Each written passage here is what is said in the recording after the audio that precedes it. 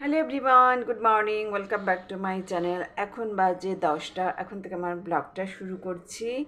আমার ঘরের সমস্ত কাজ হয়ে গেছে, কিন্তু ঘর গোছায়নি একদম। আমার একদম ভালো লাগছে না। আর সারাদিন না বেশ ঘুমিয়েছি, কিন্তু এত ঘুম ঘুম লাগছে, আমি কী বলবো। তো আমার বর বলে যে ঘুমিয়েও না, ঘুম পাচ্ছে তো ঘুমিয়ে না। আচ্ছা, এখন ঘুম থেকে উঠলাম এই 8টার সময়। এখন যদি বলি আবার ঘুম পেয়েছে, আবার ঘুমিয়ে পড়ি, ঘুমোবো, তা কি সম্ভব? মেয়েদের এটা সম্ভব? কারোর পক্ষেই সেটা সম্ভব না। যাই হোক, আজে বাজে কথা না বলে কাজের কথা বলি। আমি নিচে গেলাম, ঘর ঠর কাজ করে নিচে গেলাম, নিজে ব্রেকফাস্ট করে দাদা বেরিয়ে গেল। আজকে শনিবার, তার নিরামিষ কী একটা তরকারি করা যায়, তো ভাবলাম যে এই আলুর দম, গত সপ্তাহেও খেয়েছি কি কাশ্মীরি আলুর দম। এবার বললাম একটু পনির আনো, বলেছি তো, বলেছে ঠিক আছে আনবো, একটু ক্যাপসিকাম আনবো, নতুন একটা কি রেসিপি করব। আর এখন আমি যাব স্নান করে পুজো দিয়ে মন্দিরে গিয়ে তারপরে আমি ব্রেকফাস্ট করব। আর একটা হোমিওপ্যাথিক ওষুধ খেতে হবে, কিন্তু ওটা বলেছে ব্রাশ না করে খেতে। আমি কিন্তু এখনও কিন্তু ওষুধটা খাইনি। কেন বলো তো? হোমিওপ্যাথিক ওষুধ খাওয়া 0.5 ঘন্টা পরে আমাকে ব্রেকফাস্ট করতে বলেছে, বাট আমার তো প্রায় 2 ঘন্টা লেগে যাবে। এখন স্নান করব, পুজো দেব, তারপরে মন্দিরে যাব, এই করতে করতে সেজন্য ওষুধটা এখনও খাইনি। ওষুধটা এই যে ছোট্ট একটা ইসেতে দিয়েছে, কি বেশ নাম এটা,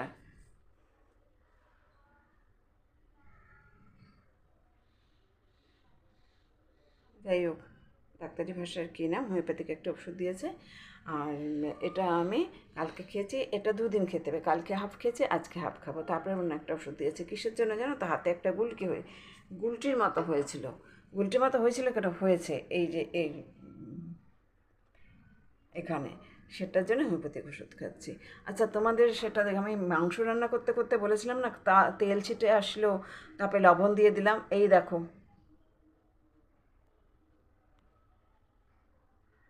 দেখতে পাচ্ছ কি না জানি না। এই দেখো, আমার হাতে কিন্তু কিচ্ছু হয়নি, জানো? দেখতে পাচ্ছ? দাঁড়াও দেখাচ্ছি। এই দেখো, শুধু একটু কালো মতো একটু হয়েছে, ফোসকাও পড়েনি, কিচ্ছু হয়নি। তাহলে সুতরাং রান্না করতে করতে আমাদের হতেই পারে। রান্না করতে করতে যদি তোমার গরম তেল ছিটে আসে, তুমি কি করবে? সঙ্গে সঙ্গে জায়গাটা একটু জল দিয়ে ধুয়ে, যেন জল থাকে, জল দিয়ে ধুয়ে 1 গাদা লবণ ওটার মধ্যে দিয়ে দেবে। মানে ওইটার মধ্যে বলতে ওই জায়গাটায় দিয়ে দেবে। দেখবে তোমার একটু জ্বালা করবে, তারপরে জ্বালাও কমে যাবে এবং তোমার ফোসকা পড়বে না। যেহেতু ফোসকা পড়তো, সেজন্য একটু কালো মতো হবে, আর কিচ্ছু হবে না, ব্যথা থাকবে না, কিছু থাকবে না। আর রেসিপিটা আমি অবশ্যই তোমাদের সঙ্গে শেয়ার করবো, আশা করি ভালো লাগবে।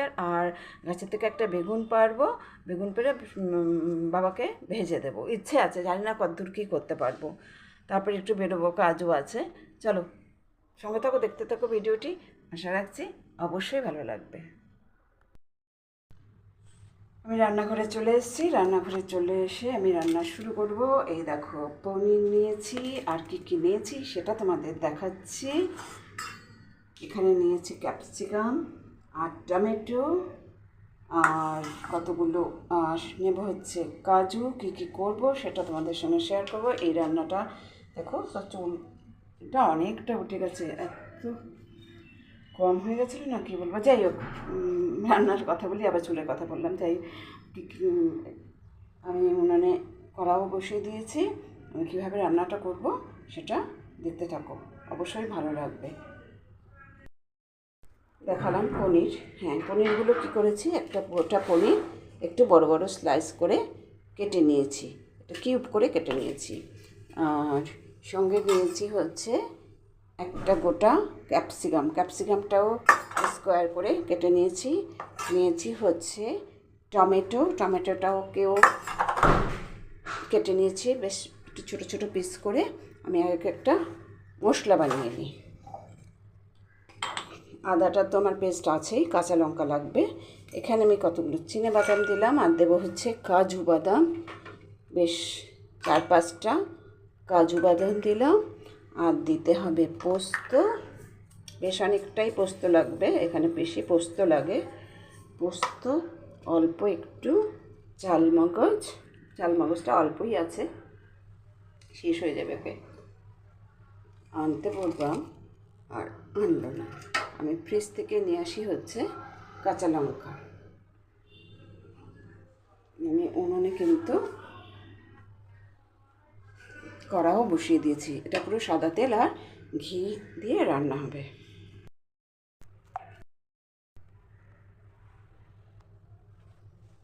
পোস্ত দেওয়া হয়েছে আর দেব চালমগজ। চালমগজটা পুরোটাই দিতে অল্পই ছিল, আমার শেষ হয়ে গেল। চালমগজও আনতে হবে। আর এখানে দেব না, আমি একটু ড্রাই পেস্ট করে নিই, জল দেব না। কড়াতে আমি একটু তেলও দিয়ে দিই, এটা দেবো সাদা তেল।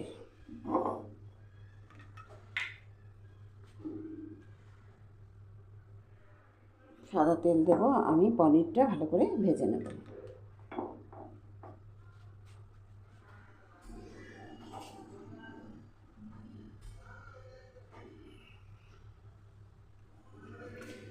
তেলটা একটু গরম হোক, গরম হতে হতে আমি এই পেস্টটা করে নিয়ে আসি। আমার তেলটা গরম হয়ে গেছে, আমি বেশ অনেকটাই তেল দিয়েছি। আমি এখন পনিরগুলো ভেজে নেব, একটু লাল লাল করে ভেজে নেব।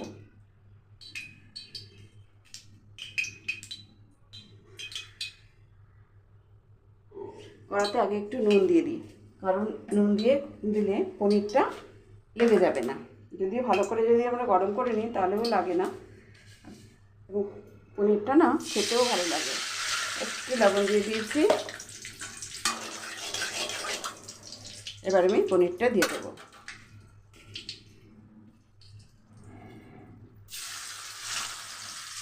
ফুল ফ্লেমে আমি পনিরটা ভেজে নেব, লাল লাল করে ভেজে নেব।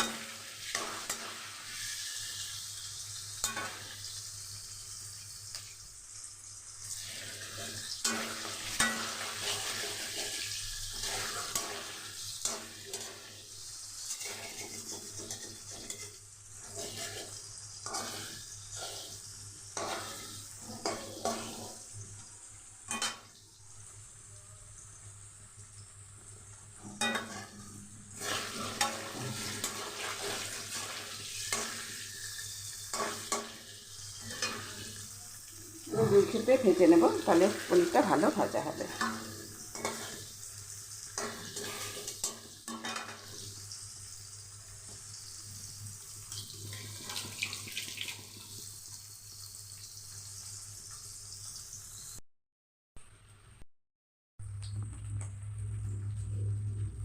একটু কমিয়ে দিই, দেখো পনিরটা আমি পুরো লাল করে ভেজে নিয়েছি।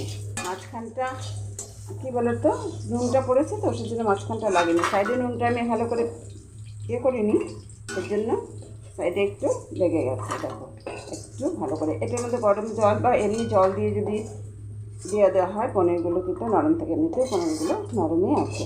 দেখো মাঝখানটা একটু লাগেনি, সাইডটা একটু নুনটা দিইনি, সেজন্য সাইডটা একটু লেগে গেছে। এবার আমি বাকি পনিরটাও দিয়ে দিচ্ছি।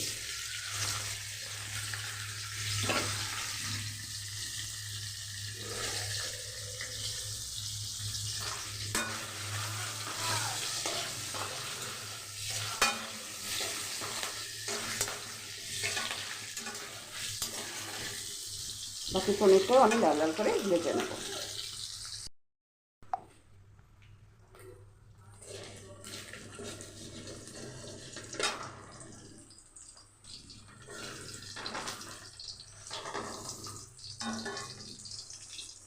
দেখো এটাও লাল লাল হয়ে গেছে, আমি তুলে নিই।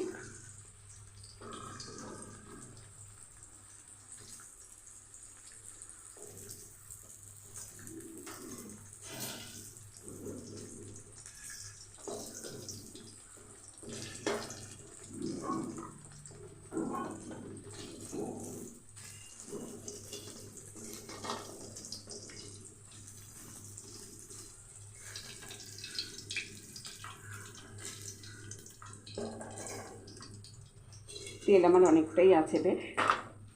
এবারে একটু গরম মশলা ফোড়ন দিয়ে দেবো। গরম মশলা আমি থেতো করেই রেখেছি, সেই গরম মশলাটাই আমি ফোড়ন দেবো। ভালো ফ্লেভার আসছে, আমি একটু আদা বাটা দিয়ে দেবো। আদাটা একটু ভাজা ভাজা কষানো হলে আমি কিছুটা টমেটো দিয়ে দেবো।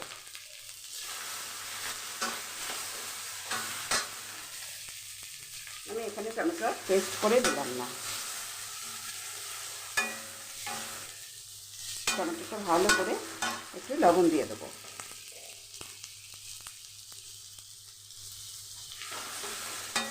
টমেটোটা খুব ভালো করে আমাকে ভাজতে হবে, নরম করে।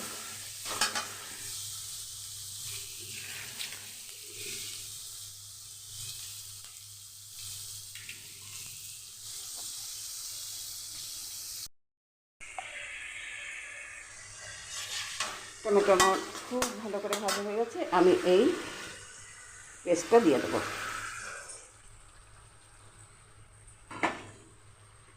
পেস্টটার মধ্যে একটু জল দিই, কারণ বাটিটার মধ্যে লেগে রয়েছে।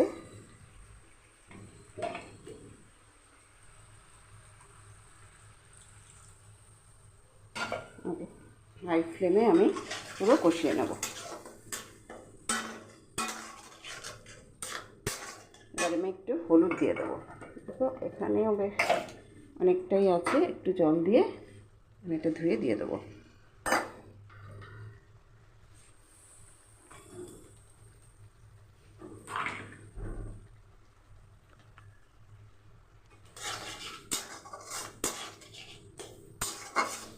অন্য কোনো মশলা আমি অ্যাড করবো না, শুধু এখানে একটু হলুদ অ্যাড করবো।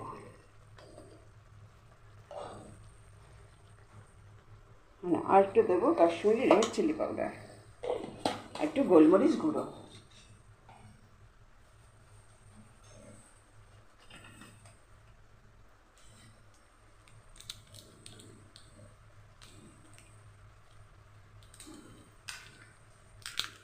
এটা ফুটছে। আর এখানে পাউচেই করা আছে, কাশ্মীরি রেড চিলি পাউডার দিলে বেশ কালারটা খুব ভালো হবে।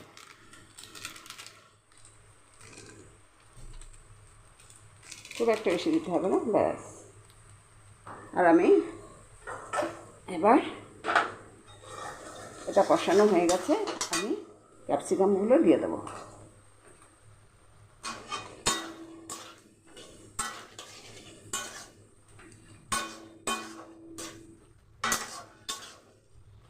আমি একটু মিষ্টি দিয়ে দেবো। এটা রান্নাটা ভেরি সিম্পল এবং অনুষ্ঠান বাড়ির মতো হবে। পনিরটা পুরো মশলা, পনির মশলা। এখানে কিন্তু একটু মিষ্টি মিষ্টি হবে এটা।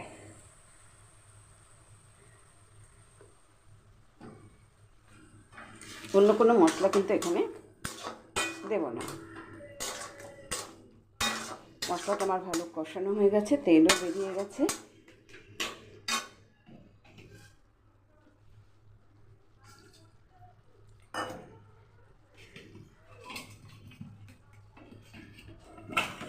আমি আরেকটু বাটিটা ধুয়ে দিই, কারণ এখানে না অনেক মশলা লেগে আছে, কাজু, পোস্ত।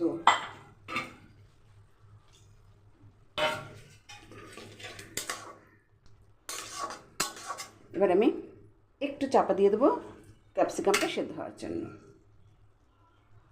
জাস্ট 1 মিনিটের জন্য চাপা দেবো। আমি 1 মিনিট পরে ফিরে এসেছি। আমি চাপাটা খুলে দেখব। দেখো আমার ক্যাপসিকাম সেদ্ধ হয়ে গেছে। বাড়িয়ে দিই।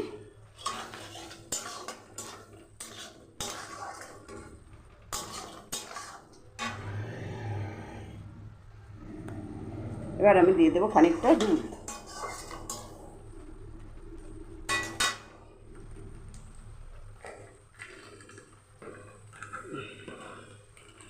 দুধের প্যাকেট থেকে আমি খানিকটা দুধ দিয়ে দেবো।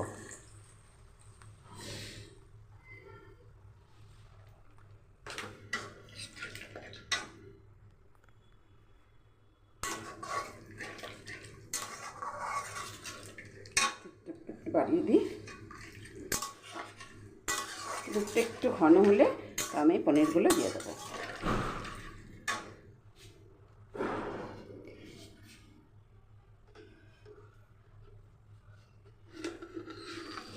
একটু মিষ্টিও দিয়ে দিলাম।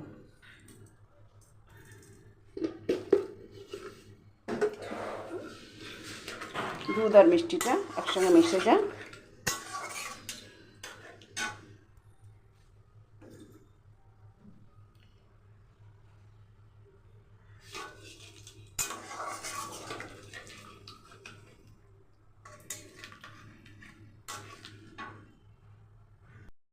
দেখো আমি ঘি পুরো 1 চামচ দিয়ে দিয়েছি, 1 চামচ ঘি দিয়েছি।